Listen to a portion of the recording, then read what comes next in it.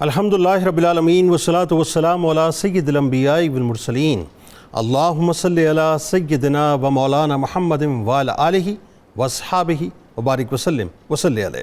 دنیا کے تمام دیکھنے والوں کو، تمام چاہنے والوں کو، تمام پیار کرنے والوں کو، اور جہاں جہاں تک اس وقت میری آواز کو سنا اور مجھے دیکھا جا رہا ہے، جنید اقبال کی جانب سے انتہائی محبت کے ساتھ السلام علیکم۔ ایک بار پھر ناظرین، آپ کو پر نور صبح نور کے ساتھ میں دل کی عطا گہرائیوں سے خوش آمدید کہتا ہوں۔ آئیے بلا توقف چلیں حضرت ابو انیس محمد برکت علی علیہ رحمہ کی تالیف اسماء النبی کریم صلی اللہ علیہ وآلہ وسلم سے رسول اللہ صلی اللہ علیہ وآلہ وسلم کا ایک اسم مبارک پڑھنے اور سننے کی سعادت حاصل کرتے ہیں۔ سیدنا الہادی صلی اللہ علیہ وآلہ وسلم، ہمارے سردار، رہنمائی فرمانے والے، درود و سلام بھیجے اللہ آپ صلی اللہ علیہ وآلہ وسلم پر، آپ صلی اللہ علیہ وآلہ وسلم کے آل پاک پر اور صحابہ کرام رضوان اللہ تعالیٰ علیہم اجمعین پر۔ ایک صحابی نے نبی کریم صلی اللہ علیہ وآلہ وسلم کی بارگاہ بے کنس پناہ میں عرض کیا کہ یا رسول صلی اللہ علیہ وآلہ وسلم، کون سی کمائی سب سے زیادہ پاکیزہ ہے؟ آپ صلی اللہ علیہ وآلہ وسلم نے فرمایا کہ اپنی محنت کی کمائی۔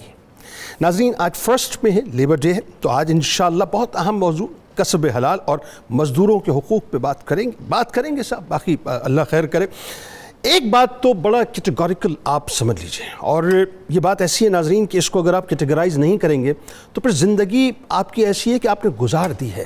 لیکن اگر آپ چاہتے ہیں نا کہ دنیا میں بھی اللہ تبارک و تعالیٰ آپ کو کامرانی عطا کرے اور آخرت میں بھی آپ سرخرو ہو جائیں، تو اس بات کو بنیاد بنا لیجئے۔ جس نے اس بات کو بنیاد بنا لیا اس کی دنیا بھی سنور گئی، میں دعوے سے عرض کر رہا ہوں، اور انشاءاللہ آخرت بھی سنور جائے گی، کیونکہ سارا معاملہ جو ہے نا، سارا معاملہ ہم آج تک اس بات کو سمجھ نہیں پا رہے کہ سارا معاملہ لقمے کا ہے، لقمے کا۔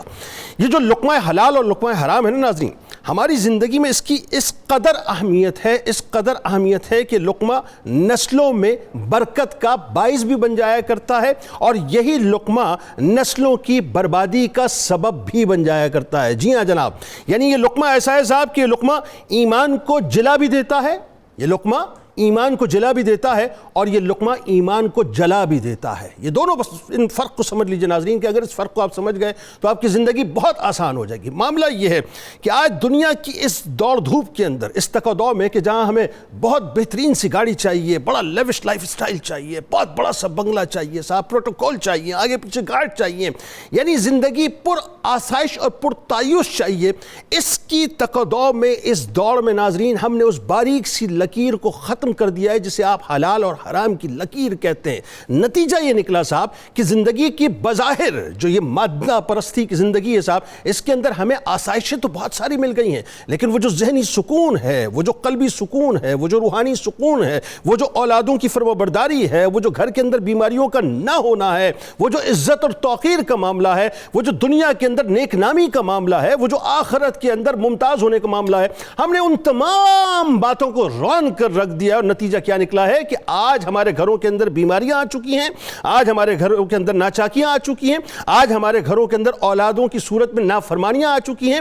آج بظاہر تو ہمارے پاس مال شاید بہت ہو اور بڑا پروٹوکول ہو، لیکن نتیجہ یہ ہے صاحب کہ لوگ ہماری عزت نہیں کرتے، ہم سے ڈرتے ہیں۔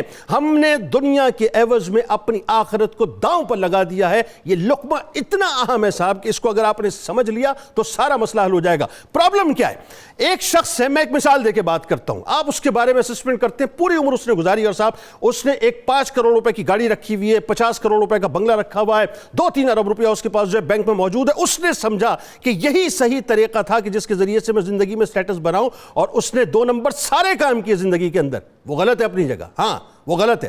اللہ تعالیٰ نے اس کا رزق اس وقت لکھ دیا تھا جب وہ اپنی ماں کے پیٹ میں تھا۔ وہ جو 4 باتوں کا فیصلہ ہوا تھا نا، اس میں سے ایک بات کا فیصلہ رزق کی صورت میں ہو چکا تھا۔ نتیجہ یہ نکلا کہ اس کو یہ اختیار دیا گیا تھا کہ وہ دنیا میں آتا، 2 راستے تھے، حلال کو اختیار کرتا ہے، حرام کو اختیار کرتا۔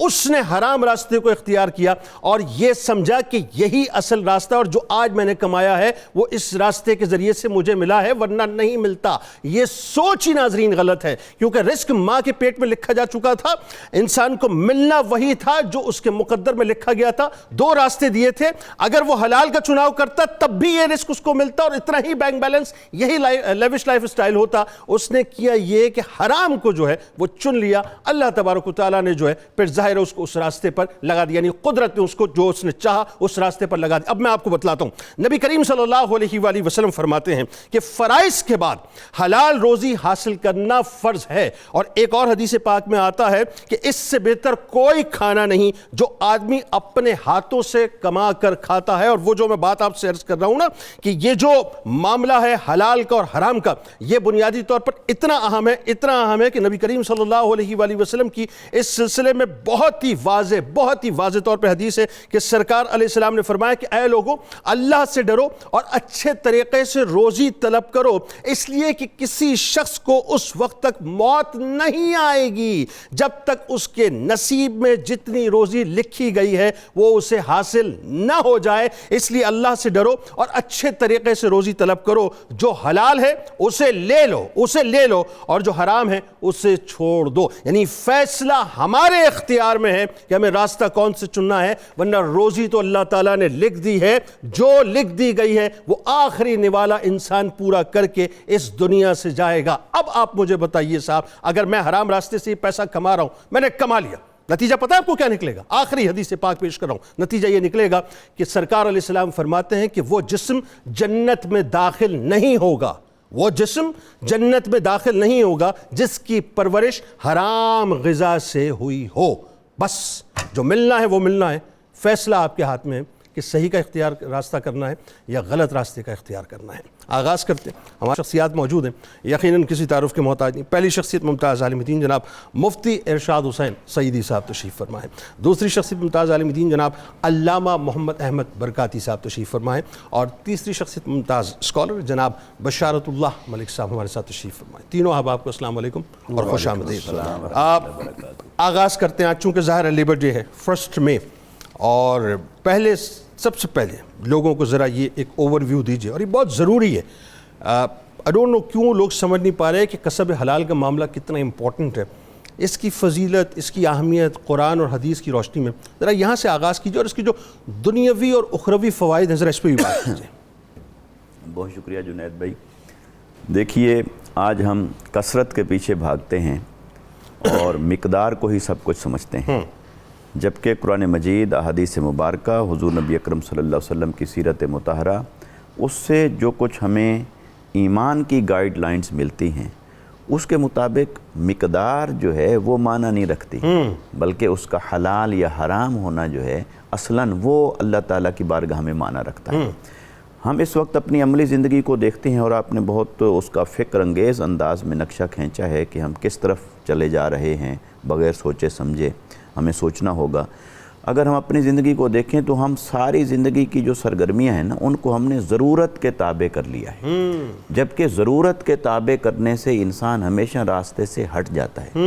ہمیں اسے حلال کے تابع کرنا ہے، بلکہ ایک سوری ٹو کٹ یو، میرا خیال ہے آسائش کے تابع کر لیا ہے۔ ہاں، یعنی ضرورتوں سے بڑھ کر آسائشات کے تابع کر لیا ہے، یعنی ضرورتوں پر بھی ہم نے اکتفا نہیں کیا جناب، اور جیسے ہمیں حالات پیش آتے ہیں ہم ویسے ڈھلتے چلے جاتے ہیں جناب۔ وہ حالات ہمیں حرام کی طرف لے جائیں، کرپشن کی طرف لے جائیں، بددیانتی کی طرف لے جائیں، ظلم کی طرف لے جائیں، وہ جس طرف بھی لے جائیں، تو گویا ہم نے اپنی زندگی کو ان حالات کے سہارے پر چھوڑ دیا ہے، جبکہ اللہ تبارک و تعالیٰ کا اس پر ایمان لانے کا تقاضا یہ تھا کہ ہم اللہ تعالیٰ کے امر کے تابع رہیں، حلال کے تابع رہیں، اطاعت کے تابع رہیں۔ اب یہ جو رزق کمانے اور خرچ کرنے کا معاملہ ہے، یا کھانے اور اس سے فائدہ اٹھانے کا معاملہ ہے، اس باب میں بھی یہی اونچ نیچ نظر آتی ہے، یہی افراط و تفریط نظر آتا ہے۔ میرے آقا صلی اللہ علیہ وسلم نے اپنے اسوہ حسنہ سے جو چیز ہمیں دکھائی ہے کہ فاقے کرنے پڑیں تو فاقے گوارا کر لو، مگر کسی طور پر بھی اپنے آپ کو اس راستے سے نہ ہٹاؤ کہ جو راستہ رزق حلال سے ہٹ کر کسی اور طرف چلا جائے یا رزق حرام کی طرف چلا جائے۔ اگر ہم قرآن مجید کی آیات کو لیں تو پہلی بات یہ کہ قرآن مجید نے اس رزق کو اپنا فضل قرار دیا ہے۔ سبحان اللہ۔ تو گویا یہ اللہ کا فضل ہے تو پھر فضل کا حلال کے ساتھ کتنا تعلق ہے، اور حلال کے بعد پھر پاکیزگی، صفائی ستھرائی اور کس قدر احتیاط اس کا تقاضا بن جاتا ہے اس کے آداب میں۔ جیسے جمعہ المبارک کا اللہ رب العزت نے نماز جمعہ کا حکم دیا تو فرمایا فَإِذَا قُضِيَتِ الصَّلَاةُ فَانْتَشِرُوا فِي الْأَرْضِ وَابْتَغُوا مِنْ فَضْلِ اللَّهِ، فرمایا کہ جب نماز مکمل ہو جائے تو پھر منتشر ہو جاؤ۔ یہ دیکھیے کہ یہ دین کا حسن ہے، یہ نہیں فرمایا کہ نماز مکمل کرنے کے بعد پھر نفل اور مستحب کاموں میں بس لگے رہو اور بیٹھے رہو اور اپنے جو دیگر فرائض ہیں ان سے کوتاہی برت لو اور غفلت میں پڑ جاؤ، بلکہ فرمایا منتشر ہو جاؤ اور اللہ کا فضل تلاش کرو۔ اور یہاں پر تقریباً مفسرین کرام نے اتفاق کرتے ہوئے یہی معنی اخذ کیا ہے کہ یہاں اللہ کے فضل کو تلاش کرتے کرتے منتشر ہو جانا، باہر نکل جانا، اس سے مراد رزق حلال کی جستجو ہے۔ تو رزق حلال کی جستجو کو اللہ رب العزت نے اپنا فضل قرار دیا ہے۔ اور آج ہماری حالت یہ ہے کہ ہم اپنی کمائی کے ذرائع کو کبھی بھی ڈیفرینشیٹ نہیں کرتے کہ یہ حلال ذریعے سے آیا یا حرام ذریعے سے آیا، مگر جیسے بھی آ گیا اس کے اوپر ہم ھذا من فضل ربی کا ٹائٹل اور لیبل لگا لیتے ہیں، جبکہ اللہ رب العزت نے جسے اپنا فضل قرار دیا ہے وہ رزق حلال ہے۔ اور ہمارے اکابرین اور ائمہ اور صوفیاء ان کی زندگیوں کو دیکھیں تو پھر وہ تو آقا علیہ السلام کی انہی تعلیمات کے اوپر چلتے تھے کہ اگر یعنی 9 حصے چھوڑ دیا کرتے تھے حلال کے اس اہتمام کے لیے کہ کہیں کوئی حرام اس کے اندر شامل نہ ہو جائے، یعنی مشتبہات سے بچنا، یہ احتیاط کا عالم تھا ہمارے اکابرین، مقربین اور متقین کی ذات کے اندر۔ اور چہ جائے کہ آج ہم اپنی عملی زندگیوں کو دیکھیں، اچھا جیسے اللہ رب العزت نے اسے اپنا فضل قرار دیا، ایسے ہی یہ اللہ تبارک و تعالی نے اسے اپنی عطا قرار دیا ہے۔ جیسے فرمایا مما رزقناہم ینفقون، جو کچھ ہم نے تمہیں رزق عطا فرمایا ہے اس میں سے خرچ کرو۔ اب ہمیں دیکھنا ہوگا کہ یہ جو کچھ ہمیں حاصل ہوا کہیں ایسا تو نہیں کہ یہ ہمیں شیطان نے دلوایا ہے، ہم نے شیطانی ذرائع سے اس کو حاصل کیا ہے۔ تو شیطانی ذرائع سے اگر کسی چیز کو حاصل کیا ہے تو وہ اللہ کی عطا کردہ نہیں ہے، وہ ہم نے اپنے نفس اور شر کی وجہ سے حاصل کی ہے، اللہ کی نافرمانی کے نتیجے میں حاصل کی ہے، اسے اللہ کی عطا کردہ شے نہیں کہہ سکتے۔ اللہ کی عطا کردہ وہی ہے جو حلال ہے اور اللہ کی اطاعت کے زمرے میں ہے۔ اچھا پھر اسی طرح اللہ رب العزت نے ایک اور مقام پر تمام لوگوں سے مخاطب ہو کر فرمایا یا ایھا الناس کلوا مما فی الارض حلالا طیبا، اے تمام لوگوں کھاؤ زمین میں سے جو کچھ ہم نے تمہیں عطا فرما دیا ہے، حلال اور طیب، یہ کیٹیگرائز کر دیا، یعنی حلال سے بھی اگلے درجے میں قرآن ہمیں لے آیا ہے طیب کے اندر۔ حلال تو وہ صرف باؤنڈری ہے نا، جو حلال اور حرام کے درمیان جس نے فرق کر دیا، لہٰذا وہ حلال ہے، وہ باؤنڈری ہے، اس میں تو داخل ہونا صاحب ایمان کے لیے ضروری ہے، مگر تقویٰ کا اس سے آگے بڑھ کر تقاضا ہے کہ فرمایا حلال کے بعد طیب، اور طیب کا معنی ہے صاف ستھرا۔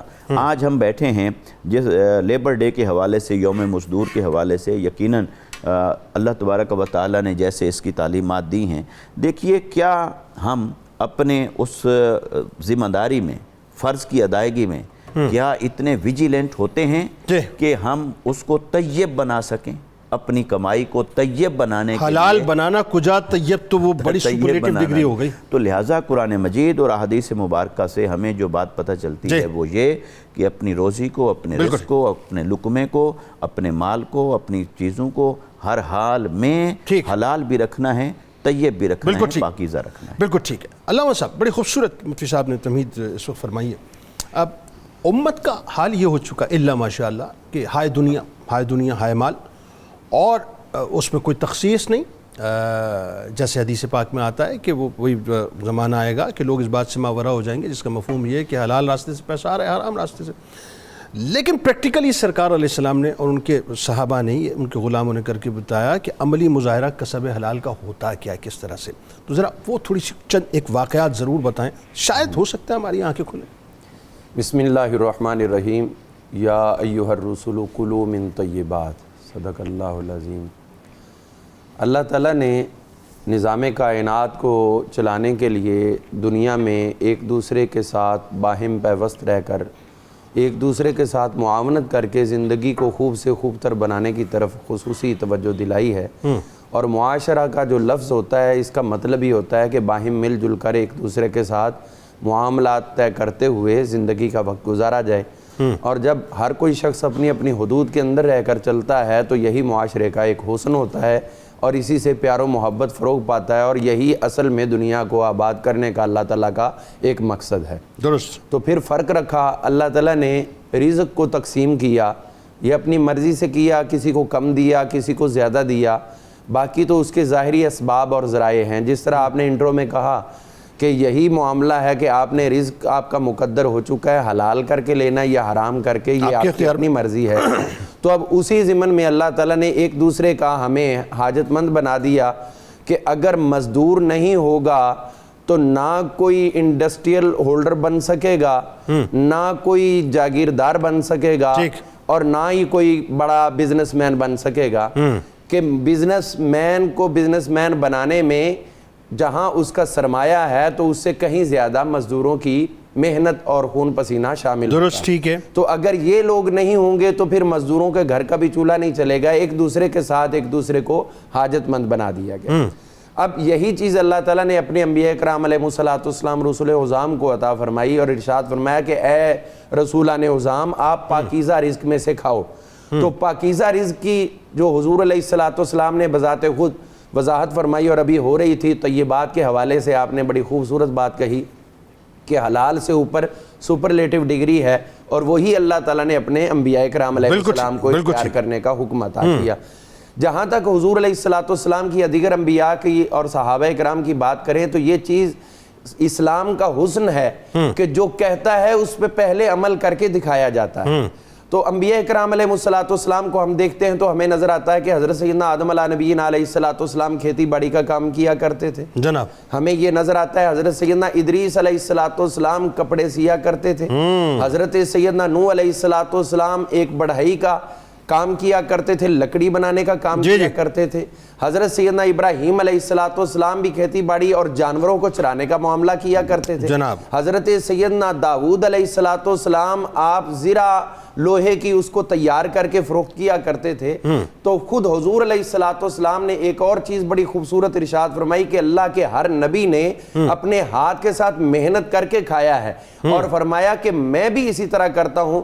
ہر نبی نے کچھ بکریاں بھی چرائیں, کسی نے اور کاروبار کی, اور میں بھی مکہ والوں کی چند کی رات کے بدلے میں بکریاں چراتا رہا ہوں. یہ اس قدر حسن عطا کر دیا آج کے مزدور کو کہ جب تو گھر سے نکلے تو یہ سمجھ کہ میں سنت مصطفیٰ ادا کر رہا ہوں, اور جب تک واپس آئے گا تیری کمائی تیرے لیے ہوگی, لیکن جب نظر تیری مصطفیٰ کی اداؤں پر ہوگی تو یہ تیرا پوری زندگی کا ایک ایک لمحہ عبادت قرار پائے گا, اور یہی عبادت تمہیں قرب مصطفیٰ تک پہنچا دے گی. تو آج مزدور اگر محنت کرتے ہوئے تصور رکھ لے حضور علیہ الصلوۃ والسلام کی قرابت داری کا, تو یقیناً میرے آقا کریم علیہ الصلوۃ والسلام روحانی طور پر بھی اپنی شفقتیں اس مزدور کو عطا فرماتے ہیں اور عطا فرمائیں گے. ہم دیکھتے ہیں حضور علیہ الصلوۃ والسلام نے غزوہ خندق کے موقع پر عام مزدوروں کے ساتھ مل کر اسی طرح پتھر بھی توڑے, پتھر اٹھا کر بھی رکھے.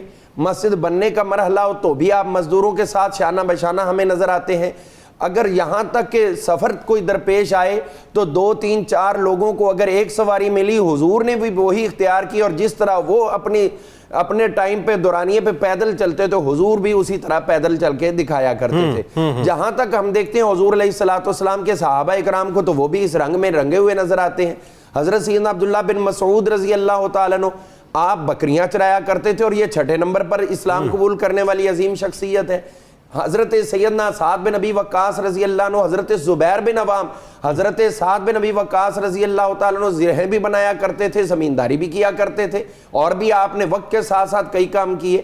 حضرت زبیر رضی اللہ تعالیٰ عنہ آپ بھی اسی طرح. حضرت بلال حبشی رضی اللہ عنہ ایک غلام کے طور پر ہر کام سر انجام دیا کرتے تھے. حضرت سیدنا ابو بکر صدیق رضی اللہ عنہ جب کپڑا اٹھا کر, میں ایک بات یہاں ذکر کرتے ہوئے اس کی وضاحت بھی لانا چاہوں گا, حضرت سیدنا ابو بکر صدیق رضی اللہ عنہ جب حضور علیہ الصلوۃ والسلام کا وصال باکمال ہوا تو آپ خلیفۃ المسلمین بنے, تو اس کے بعد آپ نے اپنے کپڑوں کا ایک بہت بڑا گٹھڑا اٹھایا اور بازار میں لانے کے لیے, فروخت کرنے کے لیے لے کے آ رہے ہیں.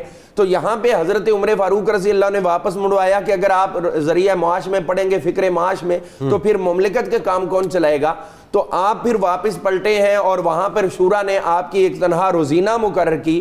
اب یہاں پر جو وضاحت میں دینا چاہتا ہوں، ایک تو یہ ثابت ہو گیا کہ حضرت ابوبکر صدیق جیسی شخصیت بھی عام مزدوروں کی طرح اپنے سامان کو اٹھا کے خود فروخت کے لیے لا رہے خلیفہ ہیں. وقت. اور کچھ دریوز اگر یہاں پہ کہتے ہیں لو جی وہ اتنے ہی بزنس مین تھے کہ صرف ایک وہ عام کپڑے اٹھا کر وہ فروخت کرنے جا رہے ہیں، تو یہ وضاحت ضروری ہے کہ حضور علیہ الصلوۃ والسلام نے انہیں وہ مکہ مکرمہ مدینہ منورہ کے بعد از ہجرت بزنس اس طرح کرنے نہیں دیا تھا، اپنے ساتھ رکھا تھا. اب حضور کا وصال ہوا تو فرسٹ ڈے آپ نے یہ کام شروع کیا تھا، تو پھر آپ نے نقطۂ آغاز کیا تھا. لہٰذا کوئی یہ نہ خلافت سنبھالتے ہی پہلا دن تھا. بالکل ٹھیک. امپورٹ ایکسپورٹ کے آپ بہت بڑے بزنس مین تھے. اور آج کے بزنس مین کے لیے سب سے بڑا سبق یہ ہے کہ اگر خلیفۃ المسلمین ہو کر عام مزدوری بھی کرتے ہیں تو یہ دکھاتے ہیں کہ ایک مزدور کے اندر تڑپ اور اپنے کام کے ساتھ سنسیئرٹی کتنی ہونی چاہیے. یہ چیز ہمارے ساتھ بالکل بہت خوبصورت. علامہ صاحب بہت خوبصورت. بشارت صاحب آج مئی کا پہلا دن ہے.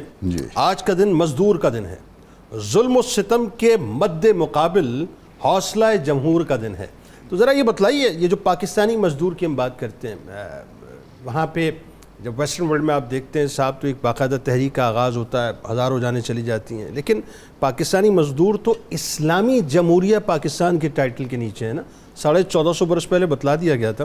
مسائل ذرا بتلائیے صاحب کہ مسائل کیا کیا. آج بھی ہم مسائل ہی کا رونر ہو رہے ہیں، حل تو بہت دور کی بات. بتائیے ذرا.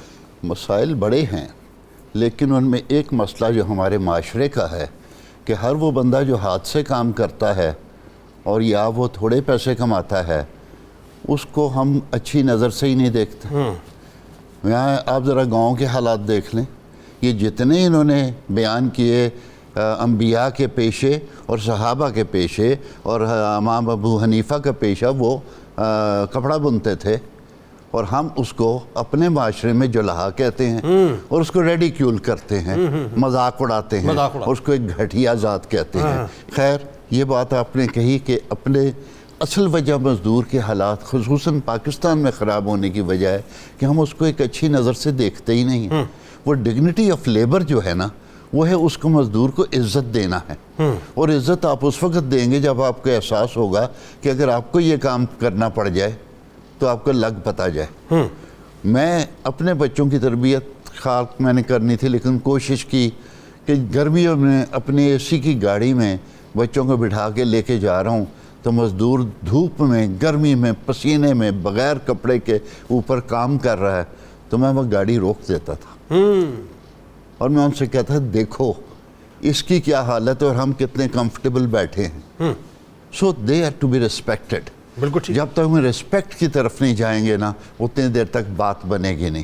اور ہم کیا، ہمارے اندر جو رونت بھری ہوئی ہے کسی وجہ سے بھی بھری ہوئی ہے، بیسیکلی وہ تکبر ہے جو ہم ان کو، اور اسی وجہ سے جس ملک میں آپ ہنرمند جو ہے اور جو مزدور ہے، ہنرمند کی آپ عزت نہیں کرتے اور اس کو ریڈیکیول کرتے ہیں، اس کو رشتہ نہیں دیتے اور کہتے ہیں یار پاکستان میں انڈسٹریل ترقی نہیں ہو رہی. وہ انڈسٹری کہاں سے بنے؟ ہمارا تو یہ ہے کہ اگر جولہا ایک کھڈی لگاتا ہے تو وہ قابل عزت نہیں ہے، اور وہی جب اپنی وہ میلیں لگا لیتا ہے تو وہ سیٹھ صاحب، میاں صاحب، بڑے صاحب، ملک صاحب، لائق صد احترام ہو جائے گا. وہ اچھا ہمارا تو مسئلہ پیسے کے ساتھ ریلیٹ ہو گیا ہے نا. اچھا اب جو اس وقت پاکستان میں مزدور کے مسائل ہیں، پہلا تو میں نے کہہ دیا کہ اس کو ہم ڈگنیٹی آف لیبر کی طرف نہیں جا رہے. دوسرا یہ ہے کہ ہم نے مزدور کی ایک کم سے کم تنخواہ رکھی ہوئی ہے. ایک زمانے میں 2000 تھی، بڑھتے بڑھتے آج 32,000 ہو گئی ہے. جب 2000 تھی بھی تو بھی وہ ہینڈ ٹو ماؤتھ ہی رہتا تھا. بالکل ٹھیک ہے. اپنے بچوں کو پڑھا نہیں سکتا تھا اور جس وقت گھر میں کوئی بیماری آ جائے تو لوگوں کے پاس جا کے یا ادھار مانگتا تھا یا ویسے مانگتا تھا.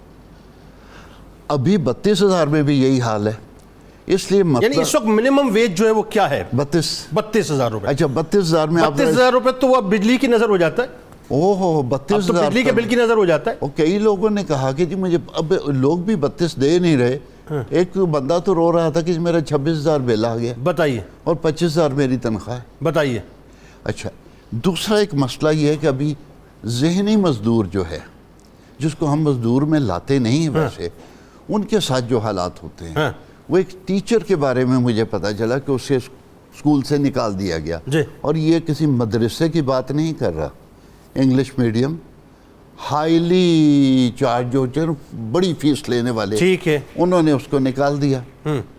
تو اس کے بعد میں پتہ چلا کہ اس کا کرائے کا گھر تھا، اس نے گھر چھوڑ دیا، اس کے پاس جو تپڑ تھے تھوڑے سے وہ بیچے اور اپنے بچوں کو یتیم خانے میں جمع کرا کے غائب ہو گیا۔ اللہ اکبر۔ اور یہ میں کب کی، یہ میں کہا آج سے 200 سال پہلے کی بات نہیں کر رہا، آج کی بات کر رہا ہوں، یہ ہفتے 2 ہفتے یا 1 مہینے پہلے کی بات ہے۔ اور اس وقت یہ حالات ہیں اور ہم اس کو مزدور مانتے بھی نہیں ہیں، اور خیر حقوق تو ہم نے مزدور کے دیتے ہیں نا، اس کے دیتے ہیں۔ اچھا، تنخواہوں کے مسائل ہیں، عزت کے مسائل ہیں، صحت کے مسائل ہیں، صحت کے مسائل ہیں۔ اچھا، یہ جو تنخواہ کا ہے، جب 2000 سے 3000 ہوئی تو مالک نے بلایا، ہو جی ہم نے تمہاری تنخواہ بڑھا دی ہے، یہ انکریمنٹ دے دیے۔ وہ انکریمنٹ نہیں دی، وہ کاسٹ آف لیونگ بڑھ گئی ہے۔ بالکل ٹھیک۔ تو اب 32,000 میں بھی ان کا یہی حال ہے۔ اچھا، ایک اور چیز جو ہمارے جو ملازمین ہیں خصوصاً مزدوری کرتے ہیں، چاہے وہ چوکیدارہ کر رہے ہیں، پتہ نہیں کس قانون کے تحت ہم نے 8 گھنٹے کی بجائے 12 گھنٹے کی ڈیوٹی لینا شروع کر دی۔ اب تو سر 15 گھنٹے کی لوگ ڈیوٹی لے رہے ہیں۔ آپ ان کو کیا کر رہے ہیں؟ غلاموں سے بھی ایسے نہیں ہوتا تھا۔ اور آپ 12 گھنٹے کی بھی اگر ڈیوٹی لیتے ہیں تو اس کو کچھ سوچنے کا موقع نہیں ملتا۔ اور ایک اور چیز ہے، جو چوکیدار ہے وہ اس سے بھی زیادہ مظلوم ہے کہ اس کے کرنے کو کچھ نہیں، بالکل صحیح، اور اس نے صرف بیٹھ کے دیکھتے رہنا۔ وہ کیا وہ کرتا ہوگا؟ حالانکہ ہم اس کو بڑے آسانی سے چینج کر سکتے ہیں کہ جو چوکیدارے میں آپ رکھتے ہیں نا، ان کو کسی سکل میں لگائیں۔ ایک تو ڈیوٹی 8 گھنٹے کی ہو، اس کو کہیں مالی رکھتے ہیں، ساتھ کچھ اور کام، یہ کسی قسم کے کام سکلز دے دیں، وہ پلمبر ہو جائے، کوئی الیکٹریشین ہو جائے، اور پھر وہ 2 گھنٹے کی ڈیوٹی رات کے وقت یا 2 گھنٹے کی وہ دے، اور وہ یہ ڈیول کام تاکہ وہ بور بھی نہ ہو اور اپنی مرضی کا کام بھی کر سکے۔ اس طریقے سے کم از کم ہمیں صرف پیسے کی بات نہیں ہے، ہم جو اس کو بور کرتے ہیں اور جتنا اس پہ ظلم کرتے ہیں، اس کے کرنے کو کچھ نہیں ہے اور باندھ کے رکھا ہے۔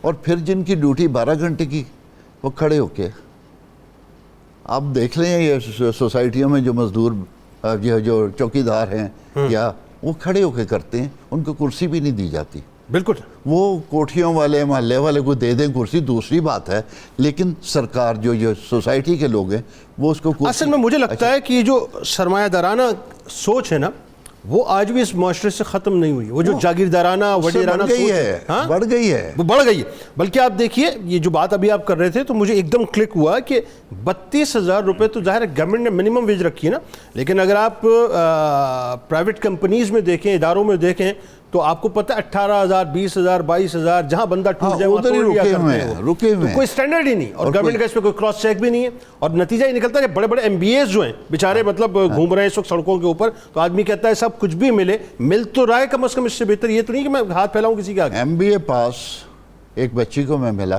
میں نے کہا بیٹا تنخواہ کتنی ہے؟ کہتی 35۔ منیمم ویج مزدور کی جو ان پڑھ بھی ہو سکتا ہے اس کی 32، اس کی 35 ہے۔ آپ دیکھیں تو اسے ہم کر کیا رہے ہیں؟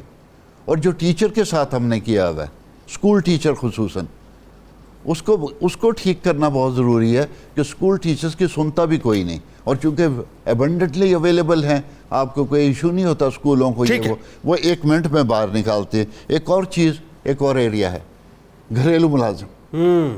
پتہ اس دن چلتا ہے کہ گھریلو ملازم کے ساتھ زیادتی ہو رہی ہے، کسی بچی کو مار کے مار دیا جاتا ہے، اور اس کے بعد، اور عموماً سرکاری افسروں کے گھروں میں وہ کام کر رہے ہیں۔ میں ایگزیکٹ نہیں کہنا چاہتا، لیکن ہمیں یہ سوچنا چاہیے کہ کسی جج کے گھر میں اگر اس کی بیوی مار دیتی ہے تو پھر یہ انصاف کیا دے گا۔ اور ایک اور چیز جو صرف ہائی لائٹ کر دیتا ہوں، بانڈڈ لیبر۔ یہ جو بانڈڈ لیبر ہیں، جو بھٹا مزدور اور یہ وہ، اس کو ہم ختم ہی نہیں کر سکے۔ ایک دفعہ گورنمنٹ ایک قانون بنا دے کہ جو بانڈڈ لیبر کرے گا 1 لاکھ 2 لاکھ دے کے پورے خاندان کو اس نے قبضہ ہے، وہ پیسے اس کو نہیں ملیں گے۔ سر آپ اندازہ کیجئے، یہ جو آپ بات کر رہے ہیں، بانڈڈ لیبر کی بات کر رہے ہیں، یہ جو گھروں میں جو میڈز وغیرہ کام کرتی ہیں، کیا ان کے ساتھ ایک غیر انسانی سلوک ہوتا ہے؟ اور اس پہ ظاہر ہے اگین وہی بات، چونکہ معاشرہ ہمارا ناظرین اگر آپ دیکھیں نا ہر سطح پہ ایسا لگتا ہے کہ ہمیں ری ویم کرنے کی نہیں بلکہ انجینئرڈ آپریشن کرنے کی ضرورت ہے. درود پاک سرکار کی بارگاہ میں, ان کی آل کی بارگاہ میں پیش کیجئے. لوٹ کے میں آپ کو ایک حدیث پاک بتاؤں گا, اور یہ حدیث پاک جب میں پڑھ رہا تھا تو میرا ویژن جو ہے بڑا مختلف ہو گیا اس حوالے سے. ہم تو کسی اور چکر میں لگے ہوئے ہیں, اللہ تعالیٰ نے تو رزق کا فیصلہ کچھ اور ہی کر دیا ہے. اس کی ڈیٹیل بتاؤں گا, میرے ساتھ آپ جڑے رہیے گا.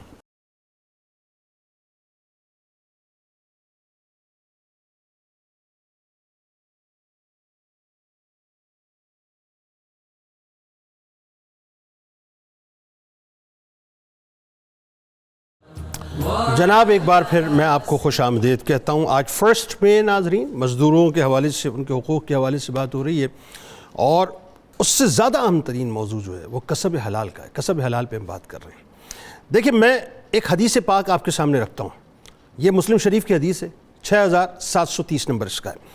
اس حدیث پاک میں ایک بڑا عقدہ جسے ہم نہیں سمجھ پاتے اللہ تبارک و تعالیٰ نے کھول کے رکھ دیا ہے. ویسے تو اگر آپ سائنٹیفکلی اس کو دیکھیں تو یہ پوری ایمبریولوجی ہے, لیکن کمال یہ ہے کہ اس ایمبریولوجی میں اللہ تعالیٰ نے وہ عقدہ حل کر دیا جس کو ہم سمجھنا چاہتے نہیں یا سمجھ نہیں پا رہے بنیادی طور پہ. اور اس میں بہت بڑا کردار والدین کا, یہ ذہن میں رکھیے گا, بہت بڑا کردار. ہم عموماً دعا کرتے ہیں نا اولاد کے لیے کہ یا اللہ ہمیں نیک نرینہ اولاد عطا فرما, صالح اولاد عطا فرما, اس کے رزق میں برکت عطا فرما, اسے درازی عمر بالخیر عطا فرما. یہ دعائیں ماں باپ دیتے ہیں نا. اب آئیے, یہ دعا آپ اولاد کے دنیا میں آنے کے بعد دیتے ہیں, لیکن معاملہ اس وقت کا ہے جب امید سے عورت ہو جایا کرتی ہے یا اس سے پہلے. اب وہ کیا ہے, وہ ذرا توجہ سے سن لیں. معاملہ یہ ہے کہ 4 مہینے گزرنے کے بعد اللہ تبارک و تعالیٰ جو ہے ایک فرشتہ باقاعدہ بھیجتا ہے, اور اس بچے کو جو ہے باقاعدہ ایک روح پھونک دی جاتی ہے. اب جو حدیث پاک ہے وہ یہ ہے کہ عبید اللہ بن ابی بکر رضی اللہ تعالیٰ عنہ نے حضرت انس بن مالک رضی اللہ تعالیٰ عنہ سے روایت کی, اور انہوں نے یہ حدیث مرفوعاً بیان کی کہ آپ صلی اللہ علیہ وآلہ وسلم نے فرمایا کہ اللہ تبارک و تعالیٰ رحم پر, یعنی عورت کے رحم پر ایک فرشتہ مقرر کر دیتا ہے. وہ کہتا ہے اے میرے رب اب یہ نطفہ ہے, یہ گریجول یعنی پوری ایمبریولوجی ہے, یہ نطفہ ہے. اس کے بعد وہ عرض کرتا ہے اے میرے رب یہ علقہ ہے, علقہ کہتے ہیں جو جمع و خون ہوتا ہے. اس کے بعد وہ عرض کرتا ہے اے میرے رب یہ مضغہ ہے بنیادی طور پہ. اور پھر اس کے بعد اللہ تبارک و تعالیٰ جو ہے اس کو انسان کی صورت میں تخلیق کا فیصلہ فرماتا ہے. تو فرشتہ کہتا ہے کہ اے میرے رب مرد یا عورت, اب یہ 4 باتوں کا فیصلہ ہو رہا ہے, مرد یا عورت, بدبخت یا خوشبخت, رزق کتنا ہوگا اور مدت عمر کتنی ہوگی, وہ ماں کے پیٹ میں ہوتا ہے, اور اسی طرح سب کچھ لکھ دیا جاتا ہے. مینز اس کا نیک بخت ہونا, اس کا بدبخت ہونا, اس کا مرد ہونا, اس کا عورت ہونا, اس کا رزق کتنا ہوگا اور اس کی عمر کتنی ہوگی, یہ 4 باتیں ماں کے پیٹ پہ لکھ دی جاتی ہیں. لہٰذا یہ ماں پر واجب ہے, فرض ہے, یہ باپ پر فرض ہے کہ جس وقت خوشی ملے نا اس وقت سے ہی اپنے اعمال کو بالکل سوالے بھی کر لیجئے, اور اللہ سے اس وقت سے دعائیں شروع کر دیجئے. اللہ تبارک و تعالیٰ آپ کی اولاد کے رزق کو انشاءاللہ اسی وقت سے برکت میں ڈھال دے گا. اب ذرا سلسلے کو وہیں سے جوڑتے ہیں, اور یہ بڑا اہم معاملہ ہے کہ یہ جو حرام کمائی ہے آج ہم سمجھ نہیں پا رہے, اور اس کے نقصانات کو بھی نہیں سمجھ پا رہے, اس کی وعیدوں کو بھی ہم نہیں دیکھ پا رہے. قرآن اور حدیث کیا کہتی ہے اس حوالے سے ذرا بتلائیے, کس شدید قسم کے نقصانات ہیں؟ جی یقیناً اس میں ہمیں فکر مند ہونے کی ضرورت ہے. آپ نے بڑے خوبصورت انداز میں اس طرف متوجہ کیا کہ ماؤں کو, والدین کو اپنی اولاد کو رزق حلال کھلانا, اس کا اہتمام کرنا کس قدر ضروری ہے. تو ہم بعد میں جتنے مسائل کا شکار ہوتے ہیں یہ بھول جاتے ہیں کہ جو ہماری ذمہ داری تھی اولاد کو لقمہ حلال کھلانے کی, کیا ہم نے اسے پوری طرح ادا کیا. اسی ضمن میں ایک حدیث مبارکہ ہے جس کو امام ترمذی رحمۃ اللہ تعالیٰ علیہ نے بیان فرمایا ہے کہ آقا علیہ الصلوۃ نے فرمایا کہ وہ گوشت ہرگز جنت کے اندر نہیں جائے گا جو لقمہ حرام سے ترکیب پاتا ہے. یعنی اس میں اس حدیث پاک کو اگر ہم دیکھیں اور پھر اپنی زندگیوں کو دیکھیں, اور پھر جس طرف آپ نے متوجہ کیا کہ والدین اپنی اولاد کو جو کچھ کھلا رہے ہیں ان کی آسائش کے لیے, ان کی سہولت کے لیے, ان کی بلکہ خواہشات کی تکمیل کے لیے جو کچھ ان کے لیے کرتے چلے جا رہے ہیں, تو یہ کیوں نہیں سوچتے کہ یہ ہم اولاد کے ساتھ بھلائی نہیں کر رہے, بلکہ جو چیزیں ہم انہیں کھلا رہے ہیں یہ ساری چیزیں تو جہنم کا ایندھن ہیں, اور بڑے ہو کر ان کے جسموں کے اندر اس کی تاثیر ظاہر ہوگی. پھر وہ تاثیر ان کے مزاج کو بگاڑے گی, ان کے عقیدے کو بگاڑے گی, ان کے عمل اور اخلاق کو بگاڑے گی. تو وہ چیزوں کے اثرات ہوتے ہیں, ان کی تاثیرات ہوتی ہیں. تو آقا علیہ الصلوۃ والسلام کا یہ فرمان مبارک کہ جس جسم کی پرورش رزق حرام سے ہوئی ہے تو وہ ہرگز جنت میں نہیں جائے گا، بلکہ وہ حرام گوشت سے پلا ہوا جو جسم ہے وہ زیادہ مستحق ہے کہ اللہ تبارک و تعالیٰ اسے جہنم کی آگ میں جلائے۔ بالکل تو اس حدیث مبارکہ سے جو سب سے پہلا وبال ہمیں رزق حرام کا نظر آ رہا ہے وہ یہ کہ اسے جنت سے محروم کر دیا جاتا ہے اور جہنم کی طرف اب وہ جہنم کا مستحق بن جاتا ہے، اور یہ کتنی بڑی سزا ہے، یعنی اللہ تبارک و تعالیٰ نے اس ضمن میں ہمیں واضح فرما دیا۔ دوسری اہم بات یہ ہے کہ جو شخص اپنے رزق کو رزق حرام کے ساتھ ملاتا ہے یا رزق حرام بنا لیتا ہے، ان کی دعائیں قبول نہیں ہوتی ہیں۔ آج یہ بھی ہمارا المیہ ہے، ہم اپنے آپ کو دیکھیں، اپنے معاشرے میں دیکھیں، ہم کتنی دعائیں کرتے ہیں اور اللہ تعالیٰ کی بارگاہ میں وہ ہماری دعائیں قبول نہیں ہو رہی، اور ہم اس کے اوپر پھر مایوسی کا شکار ہو جاتے ہیں کہ ہماری دعائیں قبول کیوں نہیں ہو رہی، اور پھر کئی تو لوگ ایسے ہیں کہ پھر جو دعا مانگنا بھی چھوڑ دیتے ہیں، اور ان دعاؤں کی عدم قبولیت کے پیچھے جہاں بہت سارے اسباب ہیں، ان میں سے ایک سبب یہ ہے کہ جس شخص کا رزق حلال نہیں ہے، اللہ تبارک و تعالیٰ اس کی دعاؤں کو قبول نہیں فرماتا ہے، اس کی دعاؤں کو رد فرماتا ہے۔ اللہ اکبر، اللہ تو اللہ تبارک و تعالیٰ نظر رحمت ہی اسی پر فرماتا ہے جو اس کا مطیع ہے اور فرما بردار ہے اور رزق حلال کا اہتمام کرتا ہے۔ جس نے اللہ کی اطاعت کو چھوڑ دیا، اللہ کی فرما برداری کو چھوڑ دیا اور رزق حلال کو چھوڑ دیا اور حرام کے اندر مبتلا ہو گیا، اور وہ جو رزق حرام ہے یہ تو اس کا ایک اینگل ہے نا کہ جس کے پاس آیا ہے اس کے لیے حرام بن کے آیا، لیکن جہاں سے وہ لیا گیا ہے عین ممکن ہے وہ کئی لوگوں کے اوپر ظلم کیا گیا، ان کا حق مارا گیا، تو وہ رزق حرام اپنی کئی جہتوں کے اعتبار سے وہ ایک گناہ ہوتا ہے اور اللہ کی نافرمانی ہوتی ہے، تو دعائیں قبول نہیں ہوتی۔ اور پھر ایک اہم بات اس کے اندر وہ یہ کہ جن لوگوں کا رزق حلال ہوتا ہے، اللہ تبارک و تعالیٰ ان کی اولادوں سے انہیں آنکھوں کی ٹھنڈک عطا فرماتا ہے اور ان کی اولادیں فرما بردار رہتی ہیں، اور اگر رزق کو رزق حرام بنا لیں گے تو یہ بات طے کر لیجئے کہ پھر اولادوں کی طرف سے آپ کو راحت نہیں ملے گی، نہ ان کی طرف سے ادب اور احترام نصیب ہوگا، نہ تمہیں ان کی طرف سے راحت ملے گی، بلکہ اولادیں نافرمان ہو جاتی ہیں۔ یہی وجہ ہے کہ حضور نبی اکرم صلی اللہ علیہ وسلم نے اس رزق حلال کمانے کو جہاد کے درجے پر رکھا ہے، اور ام المومنین حضرت عائشہ صدیقہ رضی اللہ تعالیٰ عنہ فرماتی ہیں کہ آقا علیہ السلام نے فرمایا جو شخص دن بھر محنت مزدوری کر کے یوں شام کرتا ہے کہ وہ شام کو تھک ہار کے چور ہو جاتا ہے، تو فرمایا کہ سمجھو اللہ تبارک و تعالیٰ اس کے دن بھر کے گناہوں کو معاف کرتا ہے۔ سبحان اللہ، سبحان اللہ۔ تو لہٰذا آج ہمیں رزق حرام سے اپنے آپ کو بچا کر اپنی اولادوں سے بھی آنکھوں کی ٹھنڈک حاصل کیجئے، اپنی دعاؤں کو رب کی بارگاہ میں مقبول بنائیے، اور اپنے آپ کو رب کا مطیع اور فرما بردار بنائیے۔ بالکل ٹھیک۔ اور وہ جو بات ہے وہ تو ایک جملہ، لیکن وہ تو پھیلا دینے والا جملہ ہے، لوگ سمجھ نہیں رہے اس بات کو کہ جو گوشت حرام کے مال سے پڑا مطلب واجب ہے کہ وہ جہنم کی نار کا ایندھن ختم ہو گئی بات نا، اب تو بات ہی ختم ہو گئی، جہنم کا ڈیزل اور پیٹرول مطلب بننا پڑے گا۔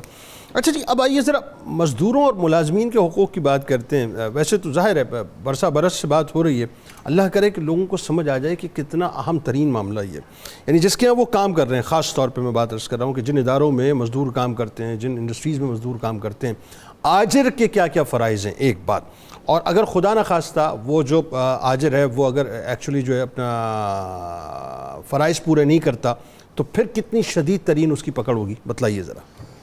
جی یقیناً اسلام نے ایسے معاملات کیے ہیں کہ ہر ایک کے لیے کچھ حدود و قیود مقرر کی ہیں۔ پہلے مزدور کے لیے حدود یہ ہے کہ آپ نے جو کچھ طے کیا ہے کہ میں اتنے پیسوں کے عوض یہ کام کروں گا تو اس کو پھر بلا امتیاز اور بغیر کسی خیانت کے وہ کام پوری امانت داری کے ساتھ ادا کرنا چاہیے، اور جب اس نے ادا کر دیا ہے تو پھر اس کے بعد جو اس کا مالک ہے جو اس سے کام لے رہا ہے پھر اس پر لازم ہے کہ اس کی مکمل مزدوری ادا کرے، اور اس کام کے اندر کسی کا کسی پر احسان نہیں ہے، یعنی اگر مزدور نے مکمل مزدوری کی اور اس نے پوری اجرت ادا کر دی تو دونوں کا ایک دوسرے پر احسان نہیں ہے، البتہ حسن سلوک میں یہ چیز آتی ہے کہ وہ اس سے بھی بڑھ کے کام کر لے اور وہ اس سے بھی بڑھ کر اس کو اجرت ادا کر دے۔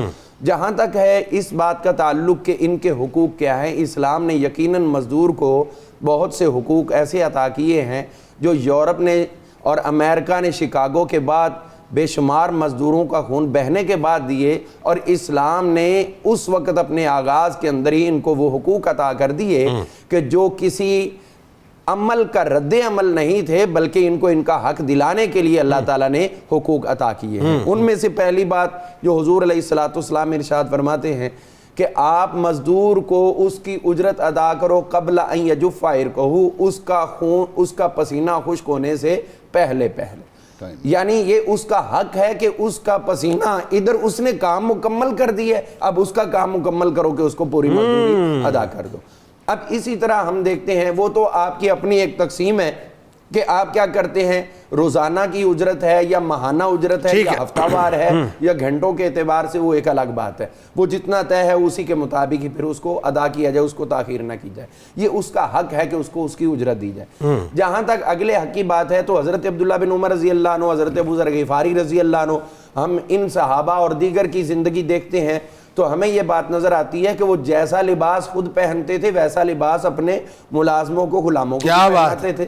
ایک مرتبہ تو ایسا ہوا کہ حضرت ابو ذر غفاری رضی اللہ عنہ، جن کی عام زندگی زاہدانہ تھی، ایک مرتبہ بہت خوبصورت لباس خریدا، تو خریدتے ہوئے وہ بہت قیمتی تھا، تو کہنے لگے کہ یہ 2 کپڑے مجھے بیچو۔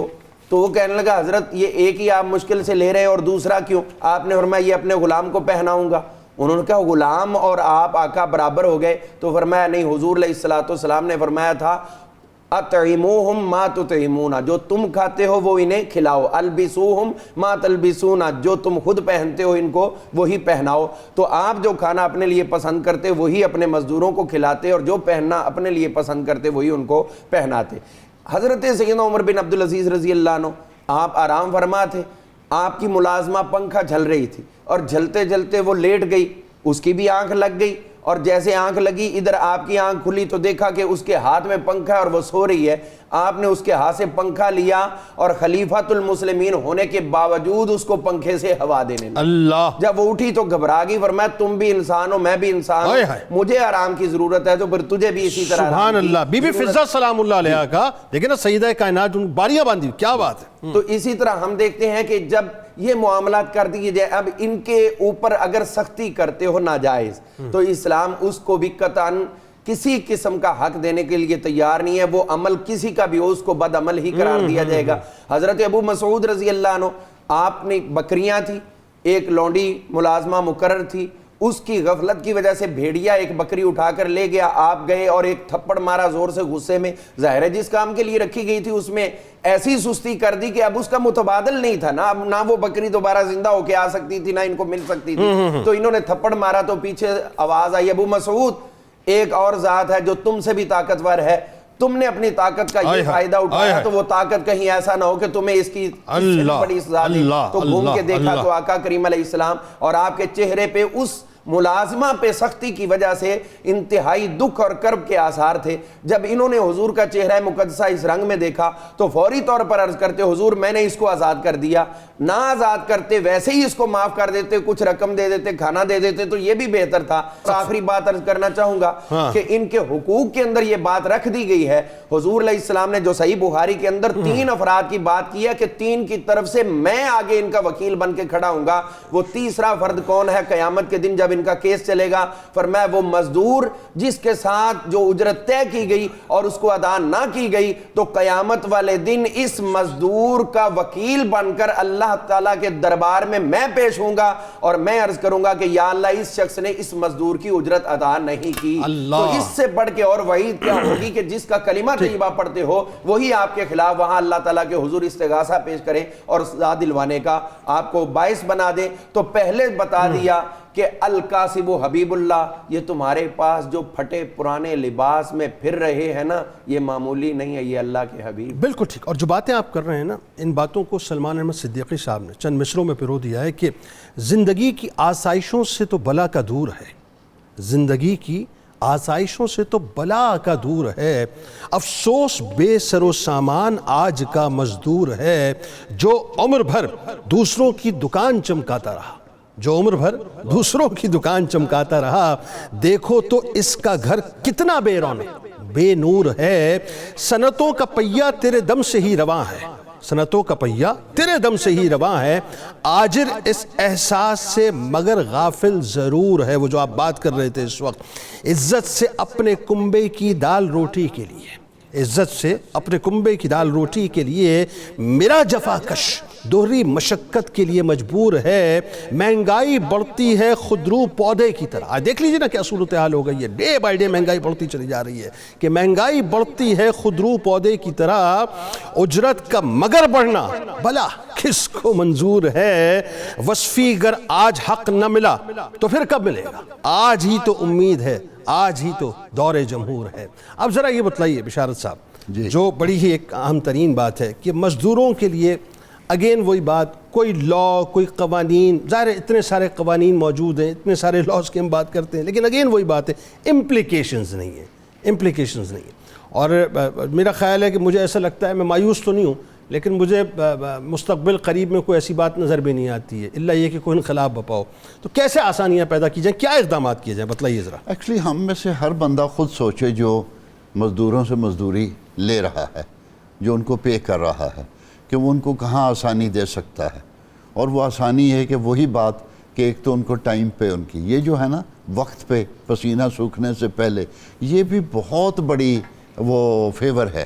اب فیور اس لحاظ سے تو نہیں, وہ تو اس کا حق ہے, لیکن جو لوگ اس کو ہی کر دینا تو بہت بڑی فیور ہو جاتی. ایک بندہ آیا ہے وہ سوچ کے کہ آج کا دوپہر کا کھانا یا رات کا کھانا تب چلے گا, مجھے پیمنٹ ملے گی, اور اگر پیمنٹ نہیں ملتی تو اس کے ساتھ کیا ہوگا. اب سر دیکھیں کچھ یہ چیزیں ہم اپنے اوپر جو خصوصاً جو دینے والے ہیں مزدور رکھے ہوئے ہیں ان کو اپنے اوپر امپلیمنٹ کریں. اور ایک چیز چونکہ آپ کے اس ٹاپک کا ایک اور یہ حصہ کسب حلال بھی ہے, تو ہمارے معاشرے میں ایک اور مسئلہ جو جا رہا ہے نا وہ ہے کہ کنفیوژن بڑا ہے. لوگ کسی چیز کو حرام کو حلال سمجھ لیتے ہیں, بالکل ایسا, اور کہتے ہیں در کیا فرق پڑتا ہے اس سے. فار ایگزامپل ایک جو ہمارے سرکاری افسروں میں, دوسرے مینیجرز میں, بڑے عہدے پہ جو لوگ ہیں ان میں, استادوں میں, ایون استادوں میں, کہ یار تحفہ آ گیا تو وہ تو تحفہ ہے. یہ کنفیوژن ابھی بھی ہے, جبکہ حدیث نبی پاک صلی اللہ علیہ وسلم کی ہے کہ آپ صلی اللہ علیہ وسلم نے کسی صحابی کو بھیجا کہ جا کے وہ لے کے ٹیکس اور زکوٰۃ وغیرہ اکٹھے کر لو. وہ لے کے آئے, انہوں نے مسجد نبوی میں ڈھیر لگا دیا کھجوروں کا, دوسری چیزوں کا, اور آپ صلی اللہ علیہ وسلم نے دیکھا کہ ایک ڈھیر بڑا ہے ایک چھوٹا ہے. انہوں نے فرمایا کہ یہ کیا ہے؟ انہوں نے کہا یہ بڑا ڈھیر بیت المال کا ہے اور یہ چھوٹا میرا مال ہے. انہوں نے کہا کہ یہ کہاں سے آیا؟ انہوں نے کہا لوگوں نے مجھے تحفہ دیا. آپ نے اس ڈھیر کو بیچ میں ملا دیا. جمہوریت اتنی تھی اس وقت, وہ صحابی جذبز ہوئے, انہوں نے تھوڑا سا گلا کیا. آپ صلی اللہ علیہ وسلم نے عشاء کے بعد غصے میں ہاتھ کھڑے کر کے اوپر کہا کہ ہمارے عمال کو کیا ہو, فنکشنریز, ٹیکس کلیکٹرز اور کوئی بھی جو اس کام میں, جی سرکار علیہ السلام نے ڈیپیوٹ کی ہوئی, ان کو کیا ہو گیا ہے کہ ان کو جب ہم کسی کام کے لیے بھیجتے ہیں تو کہتے ہیں یہ میرا مال ہے, یہ بیت المال کا مال ہے, اسے کہو کہ یہ اپنی ماں کے گھر میں جا کے بیٹھ جائے, میں دیکھوں گا اسے کون مال دیتا ہے. اور یہ تحفہ, یعنی یہ میسج ہمارے لیے کہ یہ جو تحفے ہیں یہ تحائف یہ حرام ہے, منصب کی وجہ سے, یہ حرام یہ ہمیں میسج دیا منصب کی وجہ سے. اور اس کو بہت سارے سرکاری افسران یہ سمجھتے ہیں کہ یہ ہوتی ہے تو تحفہ ہے جی, اس کو ذرا علیحدہ سمجھے. اس کو کلیئر کرنا چاہیے. اور میں تو ججز کو کم از کم میں یہ کہتا ہوں کہ آپ نے جانا نہیں جہاں پہ آپ کی ڈیوٹی ہے نا, جس ضلع میں لگی ہوئی, آپ نے گروسری کے لیے نہیں جانا, کوئی چیز خریدنے کے لیے نہیں جانا.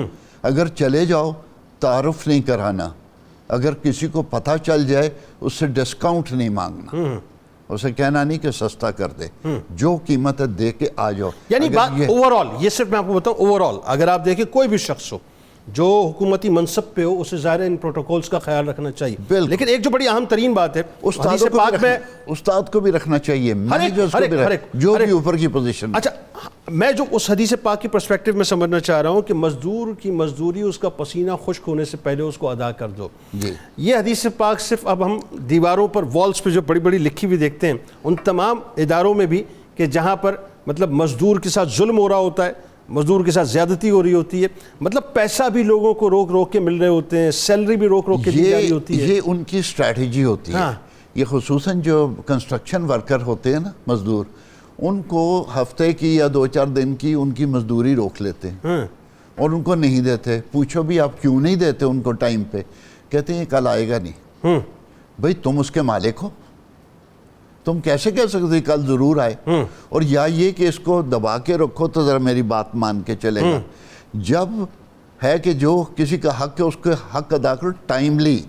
یہ پسینہ سوکھنے سے پہلے کا مطلب ہے ٹائملی پیمنٹ از نیسسری. اور یہی سیلری کا معاملہ ہے. اور یہ سیلری کا بھی آپ اگر اس کو 3 مہینے لیٹ کر دیں تو وہ ٹائملی نہ ہوئی. اب تو صورتحال یہ ہو گئی کہ لوگ جو 1.5 2 مہینے 3 مہینے 4 مہینے کی سیلریز لوگوں کی جو ہے وہ لے کے بیٹھے ہوئے ہوتے ہیں. عام آپ کے جو اس میں انڈسٹری میں ایسا ہو جاتا ہے. اور اس کو انہیں خیال کرنے اس کی پلاننگ کرنی چاہیے. 100 پلاننگیں کر لیتے ہیں.